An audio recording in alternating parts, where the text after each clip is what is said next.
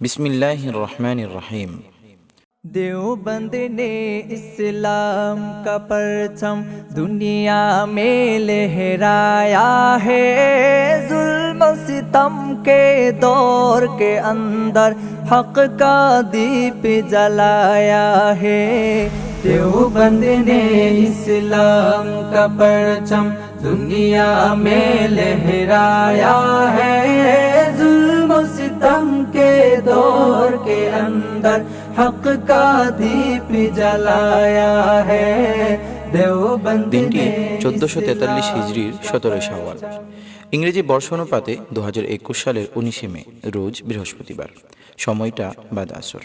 বৃষ্টি ভেজা এক বিকেল, ঝিরিঝির বৃষ্টি, গ্রীষ্মের কাঠফাটা রোদ শেষে বর্ষার প্রথম প্রহর। দিগন্ত জোড়া আকাশে মেঘবালিকাদের লুকোচুরি আর সূর্যি মামার এক ফালি মুচকি হাসি। তার মাঝেই বিষণ্ণ মনে পথ চলা দুজনের, গন্তব্যহীন এক পথে। সংকটাপন্ন উম্মার জন্য কি করবেন ভেবে পাচ্ছিলেন না দুজনের কেউই। অবশ্য দুজনেই একটি কাফেলাকে খুঁজে ফিরছিলেন বহুদিন যাবৎ, কিন্তু দেখা মিলছিল না তাদের কারোরই। বলতে পারো কোন সে কাফেলা যাকে তারা দুজনে খুঁজে ফিরছিলেন? পৃথিবীকে যারা বদলে দিবে, দিনের সামগ্রিক বিজয়ের যারা স্বপ্ন বুনবে, উম্মাহকে ধ্বংসের গহ্বর থেকে মুক্তির রাজপথে তুলে আনার যারা ইচ্ছে রাখবে এবং মাজলুম মুসলিমের আর্তনাদে যারা দিশেহারা হবে। বলতে গেলে উক্ত কাফেলাটিকেই খুঁজছিলেন দুজন মিলে, কারণ তারা জানতেন যে তরুণ এই স্বপ্ন দেখে সে সময়ের শ্রেষ্ঠ সন্তান, যে যুবক এই স্বপ্ন বুনে সে তো প্রজন্মের সাহসী সৈনিক, আর যে প্রৌঢ় ও বৃদ্ধ এই স্বপ্ন লালন করে সে জাতির শ্রেষ্ঠ রাহবার। বলতে পারো সে রকমেরই একটি কাফেলা তৈরির ছোট্ট এক প্রয়াসের নাম হলো মারকাজুত তুরাসিল ইসলামী। উম্মাহকে সঠিক গাইডলাইন দিতে পারবে এমন সাহসী, উদ্যমী ও যোগ্য প্রজন্ম তৈরির লক্ষ্যে একটি দ্বীনি শিক্ষা প্রতিষ্ঠাকে আমরা বড় কোনো কাজ মনে করিনি, তবে বিষয়টিকে গুরুত্বপূর্ণ ভেবেছি অবশ্যই। তাই অযোগ্যতার অনুভূতি থাকা সত্ত্বেও হাত গুটিয়ে নিইনি, দায়িত্ব আদায় করতে পারিনি বাস্তব, তবে যা ছিল তা দিতেই কার্পণ্য করিনি। দিন মঙ্গলকামিতার নাম, এর আহ্বানই বাধ্য করেছে এই কাছে হাতে উম্মার জন্য কিছু একটা করতে। প্রশ্ন হলো, চারপাশের হাজারটা মাদ্রাসার ভিড়ে নতুন আরেকটি মাদ্রাসা প্রতিষ্ঠার প্রয়োজনীয়তা কেন আমরা অনুভব করেছি? এই উত্তরটা কমপক্ষে তোরাসের সাথে সম্পৃক্ত কাউকে বলে বোঝাতে হবে না। দিনহীন সেকুলার শিক্ষা ব্যবস্থায় বেড়ে উঠছে যখন উম্মাহর কোটি কোটি যুবক, কর্মহীন ধর্মশিক্ষার জাতাকলে পিষ্ট যখন প্রজন্মের সম্ভাবনাময় লাখো তরুণ, তখন আমরা চেয়েছি একটি মাদ্রাসা প্রতিষ্ঠা করতে, যেখানে শিক্ষাপ্রেমিক উদ্যমী তালিবুল ইলম তাদের মেধা বিকাশের মাধ্যমে সৃজনশীল চিন্তা চেতনা উৎকর্ষ সাধনের পথ পাবে।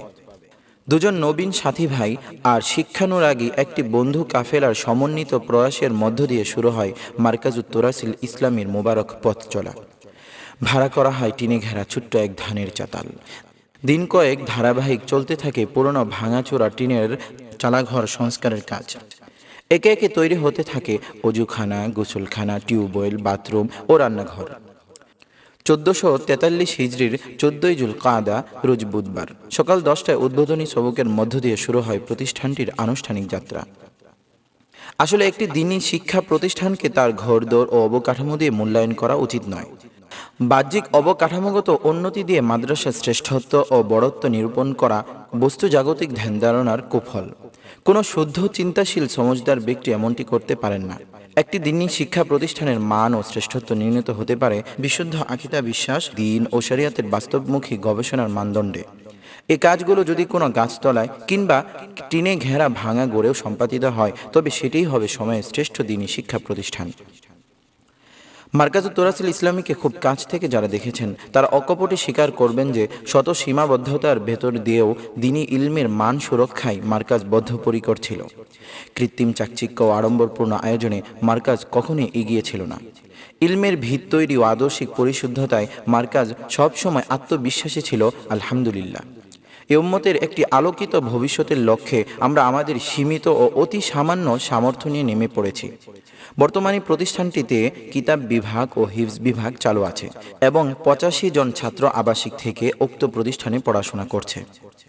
প্রিয় অভিভাবক, অনেক কষ্ট স্বীকার করে আপনারা যারা আমাদের টিনে ঘেরা ভাঙা গড়ে আপনার কলিজার টুকরো সন্তানকে ভর্তি করিয়েছেন, আপনাদের প্রতি থাকলো আন্তরিক মোবারকবাদ ও অভিনন্দন।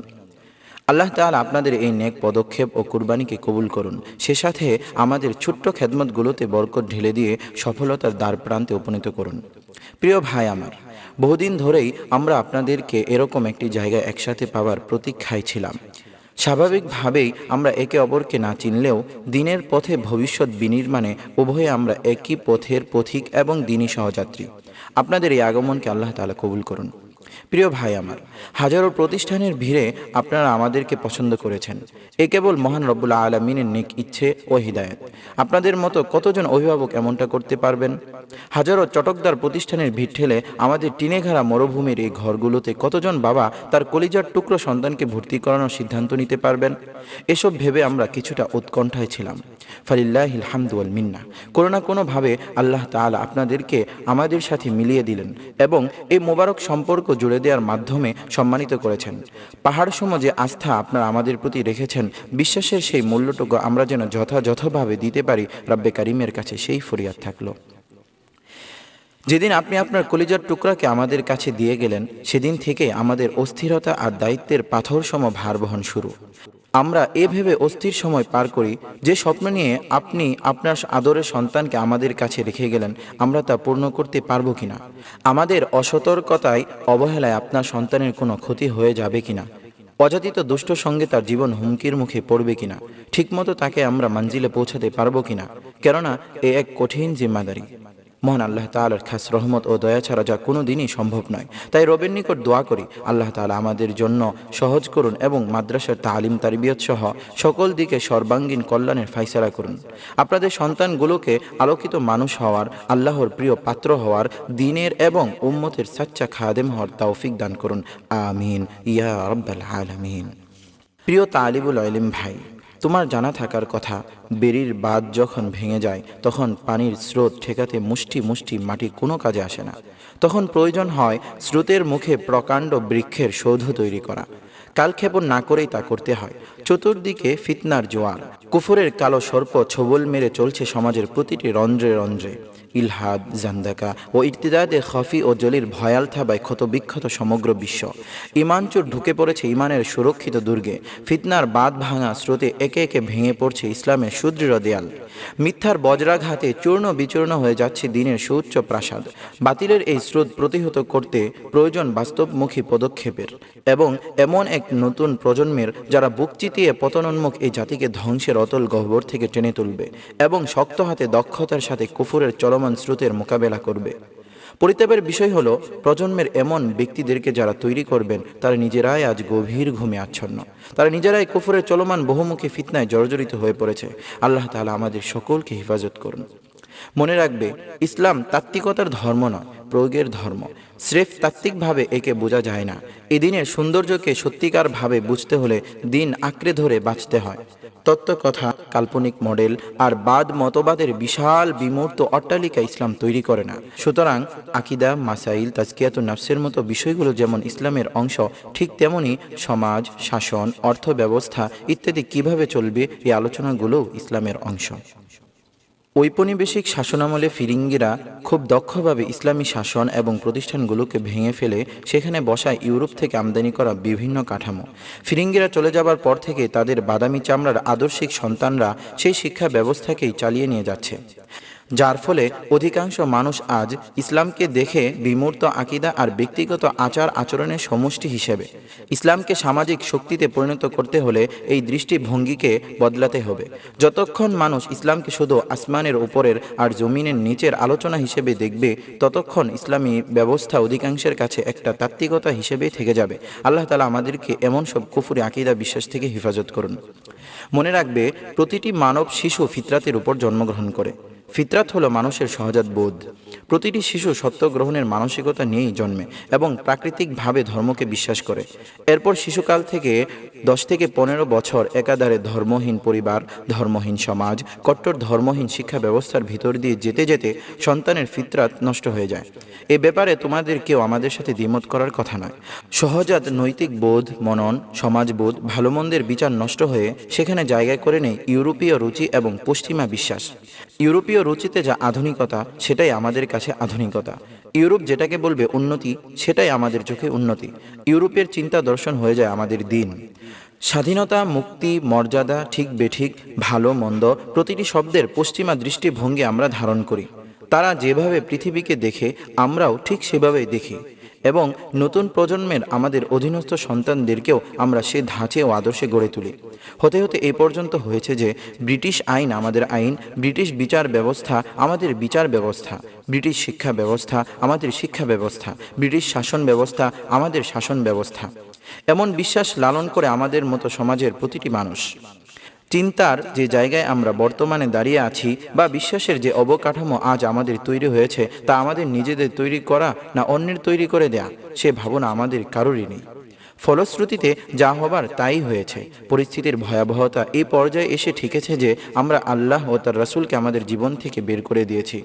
মোট কথা, নতুন এই চিন্তাধারায় মানব মনে ধর্ম ও ধর্মীয় প্রতিষ্ঠানের কোনো স্থান নেই। ওরা গলা থেকে শেকল খুলে ফেলেছে বলে দেখা দেখি আমাকে গলা থেকে ফুলের মালা খুলে ফেলতে হলো। একটু ভাবার ফুরসত হলো না, কি করছি, কাকে দেখাতে গিয়ে কাকে রাগাচ্ছি, কাকে সাথে নিয়ে কার সাথে লাগতে এসেছি। প্রিয় ভাই, ওই আল্লাহকে ভয় করুন, যার কাছে অসহায় অবস্থায় খালি হাতে আপনাকে যেতে হবে। তিনি লক্ষবার আপনার জ্যান্ত চামড়া তুলে লক্ষবার নতুন চামড়া দিতে পারেন। প্রতিবার আপনি ছালছিলার অসহনীয় যন্ত্রণাময় স্বাদ আস্বাদন করবেন। তার ক্রোধকে ভয় করুন। আপনার অফিস, আপনার পদবি, আপনার গোপন সলা পরামর্শ কিছুই তার আওতা এবং তার কাউন্টের বাইরে নয়। তোমাদের প্রশস্ত মানসিকতার কাছে আমরা এই আশা করতে পারি যে সমাজের বাস্তবতাকে উপলব্ধি করে তোমরা আমাদের হৃদয়ের কথাগুলো অনুভব করবে। আমাদের চোখে পানি দেখে যদি তোমাদের চোখে পানি নাও আসে, আমাদের চোখের পানি মুছে দেওয়ার মতো সাহসিকতা যদি নাও দেখাতে পারো, দয়া করে উক্ত কথাগুলোর অবমূল্যায়ন করবে না। কালের ঘূর্ণাবর্তে সবকিছুর পালাবদল ঘটেছে, পরিবর্তন এসেছে জীবনের রূপ ও রঙে। সময়ের পরিবর্তনের সাথে সাথে নতুন চিন্তা এসে গ্রাস করছে পুরনো চিন্তার জগৎ। এভাবে চলছে গ্রহণ বর্জনের নিরন্তর চক্র। কালের এই চক্রে সবকিছুতে পরিবর্তনের ছোঁয়া লেগেছে। ইসলামের সুরক্ষিত দুর্গগুলোতেও পরিবর্তনের ছোঁয়া লেগেছে এবং সময়ের চলমান ঝড়ে সবকিছুই বিধ্বস্ত হয়ে গেছে। ইসলাম 1400 বছর ধরে চিন্তা চেতনা ও জ্ঞান বিকাশের অবিকৃত ও পরিপূর্ণ ধারায় টিকে থাকলেও ইসলাম চর্চার অঙ্গনগুলো আজ চিলশকুনের ভয়াল থাবায় ক্ষতবিক্ষত। তাই আদর্শিকভাবে টিকে থাকার এবং শরিয়ার নীতিপন্থা অনুসারে প্রতিষ্ঠান পরিচালনার দুর্নিবার আগ্রহ থেকেই শত প্রতিকূলতার মাঝে শুরু হয় মার্কাজুত তুরাসিল ইসলামীর মুবারক পদযাত্রা এবং আত্মপ্রকাশ করে ভিন্নধর্মী একটি দ্বীনি শিক্ষা প্রতিষ্ঠান, যেখানে আজ আমরা আপনারা সকলে একসাথে মিলিত হয়েছে। আল্লাহ তাআলা আমাদের এই মোবারক ইজতিমাকে কবুল করুন। বস্তুত আসমানি ইলিম ও দুনিয়াবি ইলিম নামে দুটি আলাদা জিনিসের অস্তিত্ব শরীয়তে নেই। কেননা ওয়াল্লামাল আদামাল আসমা কুল্লাহা বলে যে সকল জ্ঞানের প্রতি ইঙ্গিত করা হয়েছে তার সবই আসমানি ইলিম ও জান্নাতি ইলম। দেওবন্দি পরিবারের শ্রদ্ধেয় ব্যক্তি মুফতি মাহমুদ রহমতুল্লাহ আলাই বলেছেন, দিন ও দুনিয়ার শিক্ষা যেদিন থেকে বিভাজিত হয়েছে সেদিন থেকে উম্মাহর দুর্ভাগ্য শুরু হয়েছে। ফালিল্লাহিল হামদ, সে একমুখী শিক্ষাধারা অবলম্বনের অদম্য ইচ্ছে থেকেই প্রতিষ্ঠিত হয়েছে মার্কাজুত তুরাসিল ইসলামী। প্রতিষ্ঠার শুরু থেকে আমরা সে চেষ্টাই করে যাচ্ছি, আলহামদুলিল্লাহ। শিক্ষাক্ষেত্রে মাদানী নেসাব কেন গ্রহণ করলাম? মাদানী নেসাব কোনো স্থূল অস্তিত্বের নাম নয়, বরং আল্লাহ প্রদত্ত কিছু চিন্তা ও কর্মসূচি এবং তা বাস্তবায়নের প্রচেষ্টার নামই হলো আল মানহাজুল মাদানী বা মাদানী নেসাব, যা পরিবর্তনে বিশ্বাসী, পূর্ববর্তীদের স্বীকৃতি দিয়ে। কেননা কোরআন সুন্নাহ হলো নেসাবে তালিমের মাকসাদ, আর সব কিছু হলো পথ ও পন্থা। মাকসাদে যেমন কোনো পরিবর্তন হতে পারে না, তেমনি পথ ও পন্থা সবসময় এক হতে পারে না। লক্ষ্যের চেয়ে উপলক্ষ্য কখনো অধিক গুরুত্ব পেতে পারে না। কিন্তু পরিতাপের বিষয় হলো আমাদের নেসাবে তালিমে এখন সেটাই হচ্ছে। পথ পেয়ে গেছে মঞ্জিলের মর্যাদা, আর উপলক্ষ্য হয়ে উঠছে লক্ষ্যের চেয়ে গুরুত্বপূর্ণ। তাই মাকসাদ ঠিক রেখে পথ ও পন্থায় প্রয়োজনীয় পরিবর্তনের উদ্দেশ্যেই মাদানী নেসাবের সৃষ্টি।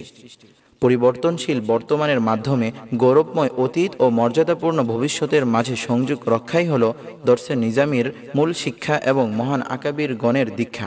আর মাদানী নেসাবের উদ্দেশ্য হল এর সুরক্ষা। যুগের বৈধ চাহিদা ও প্রয়োজন পূরণ এবং বিজাতীয় শিক্ষার আগ্রাসন মোকাবেলার সুদূর প্রসারী উদ্দেশ্যে আল মানহাজুল মাদানী বা মাদানী নেসাব একটি পূর্ণাঙ্গ তালিমে নেসাব প্রণয়নের সংকল্প করেছে। সুতরাং এই সত্য সকলকে আত্মস্থ করতে হবে যে মাদানী নেসাব তথাকথিত শর্ট কোর্স জাতীয় কোনো পদার্থ নয়। আমাদের প্রতিষ্ঠানের জন্য সকলে দোয়া করবেন। আল্লাহ তাআলা উক্ত প্রতিষ্ঠান সহ দ্বীনের খেদমত আঞ্জাম দানকারী প্রতিটি প্রতিষ্ঠানকেই কবুল করুন।